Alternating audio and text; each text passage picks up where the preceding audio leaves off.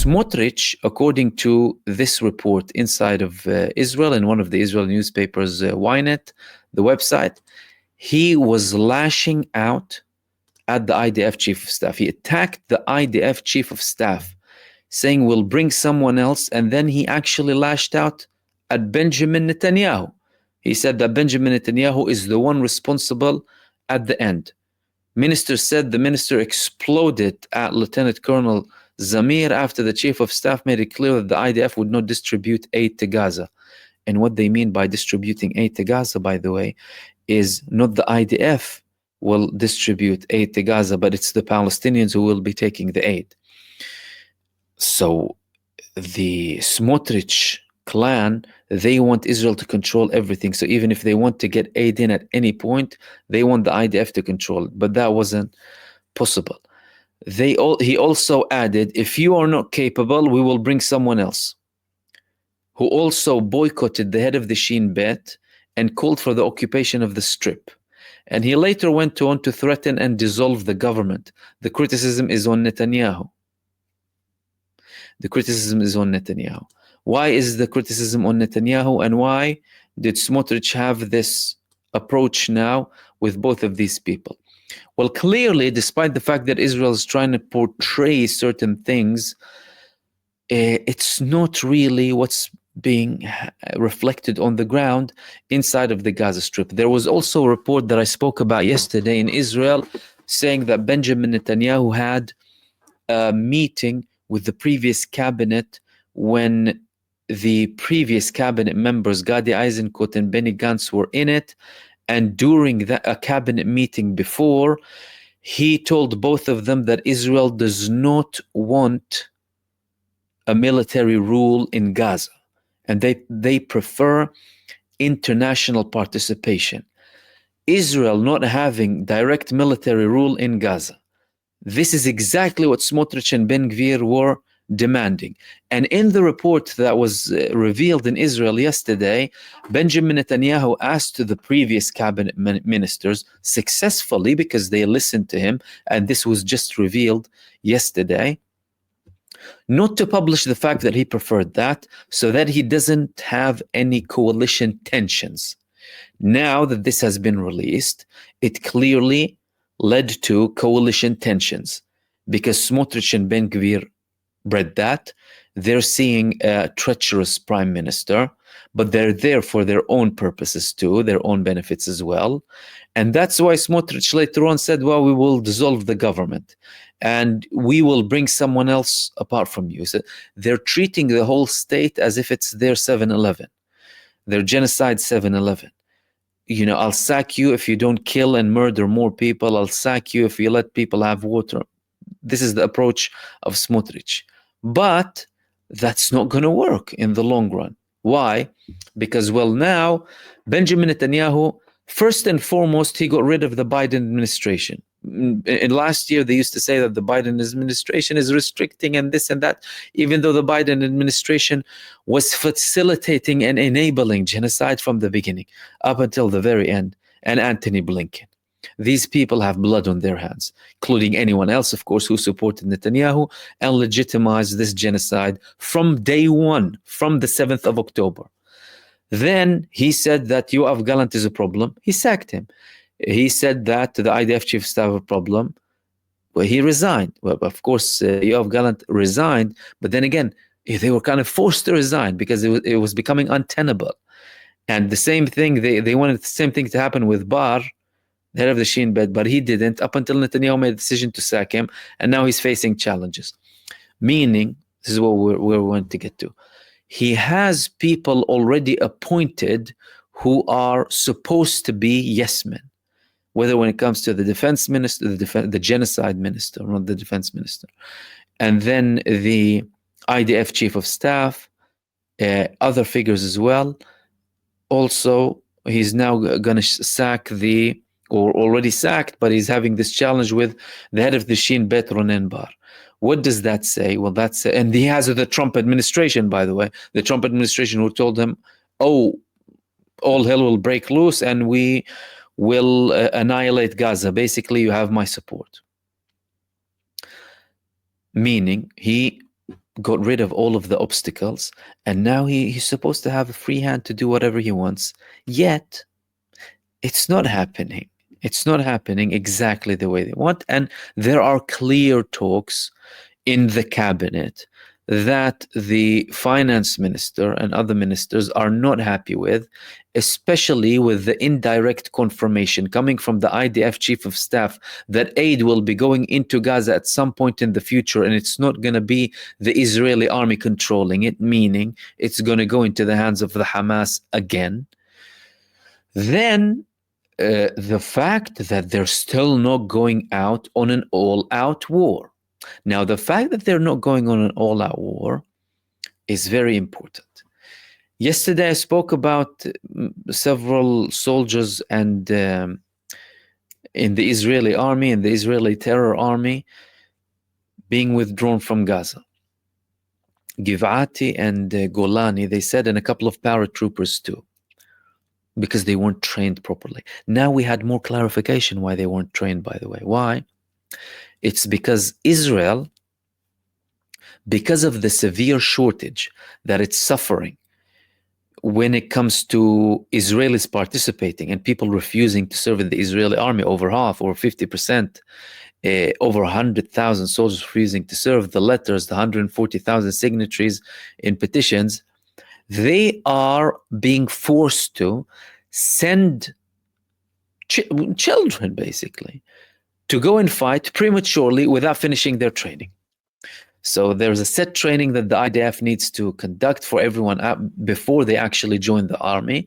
But because of the level of shortage and because of how many were killed and injured too, and because of the continued resistance from the Palestinians, they're forced to send people who haven't completed their training. Therefore, there was a revolt. There was a massive campaign from the families of these people criticizing the government, saying that you can't send these people to go and fight without receiving adequate training. That's why. So it's not that, oh, it's normal people and they want, it's actually people being sent prematurely to go and die for Benjamin Netanyahu. And then their parents were like, oh, not so quick, they haven't finished, so actually you can't send them now. But this is showing you the level of desperation. This is a situation that Israel has never been in. This is something that they constantly hide from you, so that people think, oh no, they're actually implementing what they want, and it's doom and gloom, and the world ended, and that's it, it's the greater Israel. Their infighting continues. They're crumbling from within. They're hardly capable of sending 10 or 20 people to Gaza now. They are forced to send people who haven't been trained. Next thing is to send any old person, like, I don't know, grab some maybe animals to go and fight for them in Gaza. Like, do you know what I mean? It isn't working. It isn't working for them. And they're having more and more problems. And the problems that they're facing now, well, there are two ways ahead, especially with the lack of compliance or total compliance coming from those who are still in the security establishment, well, at least the head of the IDF. But there are problems with, the head of the Shin Bet too. Lack of full compliance to the extreme ministers in Israel, the most extreme, because all of them are extreme. And it's showing how Benjamin Netanyahu is a big manipulator and big liar, and he lies to the closest people to him too. And then pretending to act like he has nothing to do with it when he speaks with Smotrich on his own rather than the IDF chief of staff. There are two ways ahead. One way is, well, to continuously sack people, to have a repeat of the Trump administration previously, and probably what's going to happen now with the Trump administration too. How many people were sacked and new people coming in, which means a very shaky, a very unsustainable, a very weak government. The other option is, well, you're going to have to give in at some point. You're going to have to give in, and you're going to have to reach an agreement, and you're going to have to get the aid in. It's not going to last forever. It can't last forever. And at one point, you need to make decisions. But Israel, of course, backed by the United States, is trying to portray it as something that will last forever. Really and truly, what we're facing now is a situation where a psychopathic mass murderer and a war criminal wanted for the ICC is fighting for his own survival. His main interest is to remain in power, not to defeat Hamas, not to get the prisoners of war back from Gaza, none of that. And so long as he's there, they will continue to have these problems. That is, unless he is able to come up with a formula that will protect him in his position with the current people serving in his government. Is that possible? Yes, that is possible. That's possible because the same ministers who are claiming to be refusing any sort of deal with Gaza and calling for annexation and what have you, they made several similar statements in relation to Lebanon. And at the end of the day, well, yeah, there is a ceasefire that's very shaky, very unstable. But the big war ended there, or at least stopped for now. There was a ceasefire, and they were all for it. They were all for it, despite the fact that the threat from Lebanon, in terms of arms, the material threat from Lebanon against Israel internally is bigger than the threat from Gaza. Hezbollah, primarily, they have capabilities that are over tenfold than Hamas. And they've shown that. They've shown that up until the last day. They were launching missiles at Israel before the ceasefire took effect. So either they will, at one point, that's it, we're going to have to agree to a certain deal. We might portray it as something that we like or something nice to sell it to the base, or resign from the government. But Netanyahu is going to have to secure his position. There are no indications that Benjamin Netanyahu is going to somehow change overnight. He isn't going to change. But the only thing that will make him go into an agreement now, or either this 7-year ceasefire that they're talking about, or another temporary ceasefire, although Hamas are now saying that we're only looking at an all-out deal now, that said, it depends on Benjamin Netanyahu and how he proceeds. He can technically, but so long as he protects himself and his position. Moving on to the next thing that I wanted to share with you. This notion that Benjamin Netanyahu is only fighting for himself and is only continuing this war is now something normal in Israel. As a matter of fact, some analysts in Israel are saying that Benjamin Netanyahu is now looking for an eternal war. There was this article here saying Netanyahu's role is eternal war, 100-year war with Hamas, ignoring the implications on hostages, reserve force, Israeli economy, let alone Israeli security and Israeli situation across the world. And that's something that's constantly deteriorating, by the way, the situation of Israel globally. Israel is viewed as a pariah state, exactly as it is. A genocidal, racist, war criminal entity that starves children and murders children and commits a genocide. That's Israel to the world today. That's Israel to the majority of the world today. And no matter how much they try and portray it as if it's something else, forget about it. These are some people online or here and there. Do you see massive protests supporting Israel in the world? You don't see that. All you see is corporate media bringing Zionists, depraved people. Any Zionist is a cursed word. It's like it should be a curse.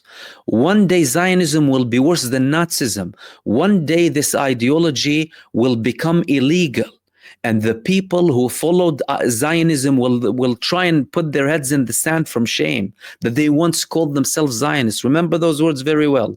One day it will become a word worse than Nazis. The fact that it's not so today doesn't mean it isn't that. Zionism is a curse, is an abhorrent, racist ideology that should be made illegal. Followers of that ideology should be put in prison.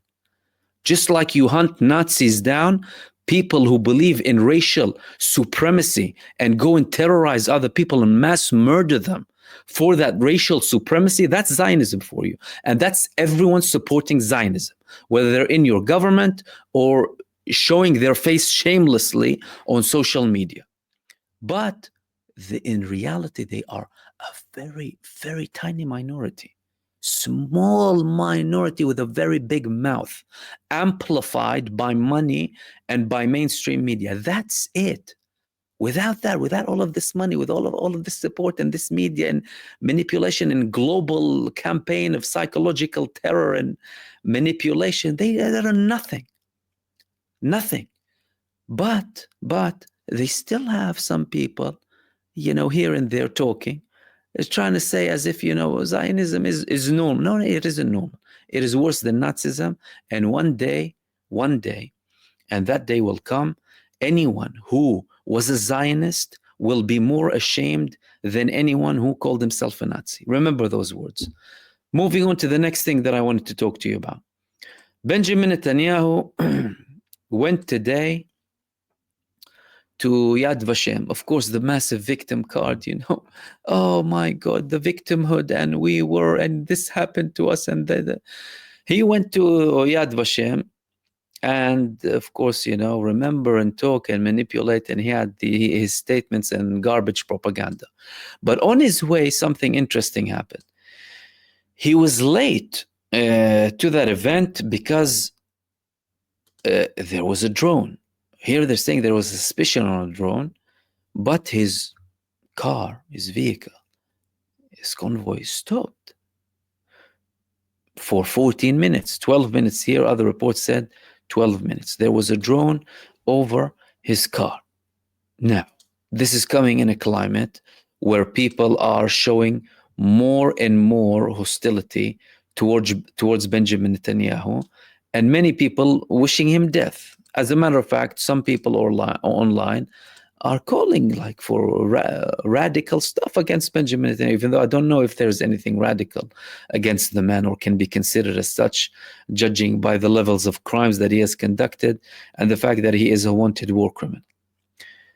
And it wasn't only that, there were fires raging in multiple parts of Israel today, Jerusalem, in main roads, and in some of the reports in Israel, they're saying that the security forces in Israel are suspecting that this could be deliberate arson, and it might have security motives to put the state in a very difficult position now. And they have been spreading, and Israel hasn't been able to control them. Incidents like that happened before. Approximately 10 years ago, there were fires spreading left, right, and center. And in Israel, they reported that some people actually did that deliberately inside of Israel to burn as much as possible and put the country in a very bad situation. Now, Netanyahu, he eventually went to that event. And that event, it had the same people who he has very big problems with. And one of them was Ronen Bar. Ronen Bar, the head of the Shin Bet, who Netanyahu wants to sack so much. He was there. And he was there sitting and talking, chatting to the other cabinet members who Netanyahu has meetings with.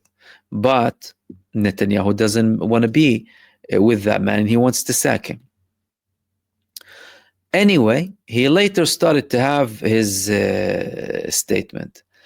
Hamas, the massacres, and we're not going to let that happen. We're determined to destroy them, and we're going to continue as much as possible criticizing the international community, and of course playing the victim card in Yad Vashem as usual. However, the people who were observing that, they weren't very convinced by his statements. People like, okay, one lie, two lie. How many times are you going to lie? We're bored of your constant lies.